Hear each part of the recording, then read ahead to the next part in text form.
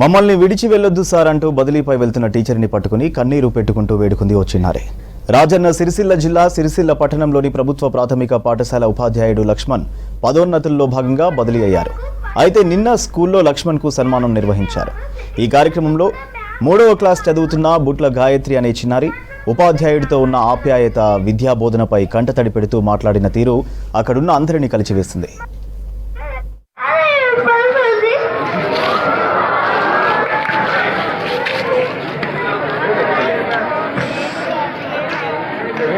Laxman sir మాకు first class maths చెప్పేవాడు, second class లో కూడా మ్యాథ్స్ చెప్పేవాడు. నన్ను ముందుకు రమ్మంటూ నన్ను లీడర్ చేసి మా ఫ్రెండ్స్ కి చెప్పమని చెప్పేవాడు. కానీ ఇప్పుడు వెళ్ళిపోయాక ఎవరు చెప్తారు?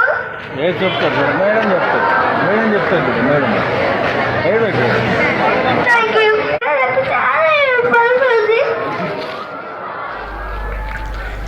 అయితే చదువు గురించి ఎన్నో గొప్ప మాటలు చెప్పేవారని, ఇప్పుడు సార్ వెళ్ళిపోతుండు, నాకెవరు చదువు చెబుతారని గుక్కపెట్టి ఏడ్చేసింది. చిన్నారి ఇచ్చిన స్పీచ్కి అక్కడున్న వారంతా ఫిదా అయిపోయారు. చిన్నారి స్పీచ్ అయిపోగానే చప్పట్లతో అభినందించారు. అయితే ప్రస్తుతం చిన్నారి గాయత్రి స్పీచ్ సోషల్ మీడియాలో వైరల్ అయింది.